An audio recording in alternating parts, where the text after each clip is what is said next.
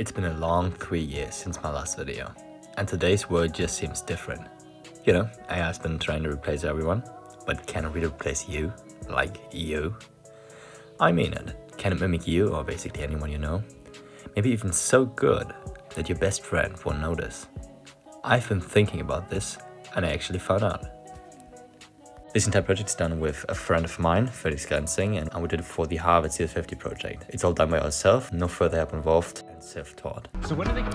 Okay, you want to learn about the future? The future is now, because this morning, a new artificial intelligence tool known as ChatGPT.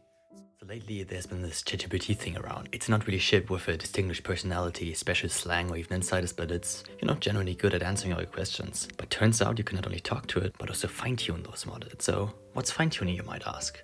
Well, it means modifying the main version of a GPT model, but with your own training data and suggestions on how to act. So let's stick with this. But now we're running into new issues. I mean, who wants to add entire paragraphs of instructions on how it should behave in order to be like some friend of yours?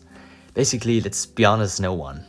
So I propose this. We all do have chats with our friends. How about building something that automatically converts an exported zip file of a chat into training material?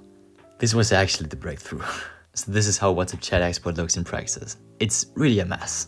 In comparison, this is how training material is required to be formatted according to the official documentation. So we went on and spent some time with Python.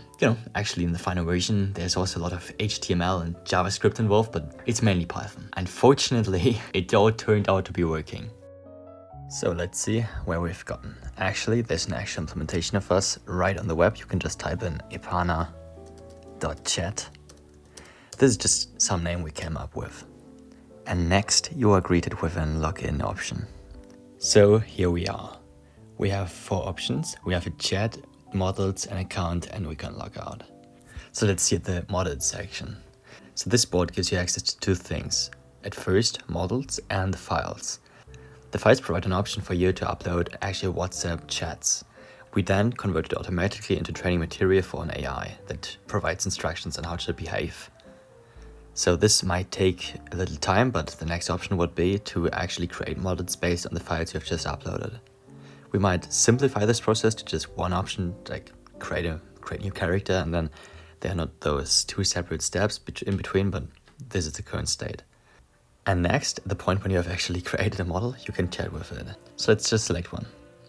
We notice 2 things. At first, it's quite surprisingly good at imitating somewhat the way to speak, like the way the palette of words you tend to use more often than the average human being. But on the other hand, it doesn't always make sense what it speaks. This might be because the WhatsApp chat export misses some context, such as when a message is sent 10 days afterwards, or when a picture is not included, or something puts context together between. So the way could still be improved.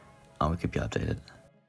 Just to give you one simple update, we are currently working on an extension of the features. For example, when you upload a chat file and you might to cut out some parts, maybe because of the content, but also to drop the cost because smaller files result into cheaper cost of API. So we are thinking about giving a start and end date of the thing you upload, and to add profile pictures, or to add customizable name, not just derived from the file, but also customized afterwards. So we are working on some updates and some new stuff, and I will keep you updated. So this is how it turned out. We have this add character sheet. You can just select any file, which is in WhatsApp chat export. Once again, just taking this paper as an example, I can continue.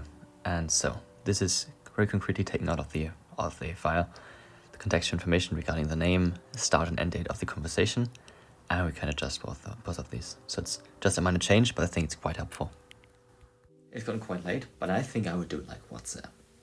You will have separate lines for each chat. We will store each chat in a separate database file, and every time you access a chat, there will be the profile picture, the name, and the entire thing you've sent to each other.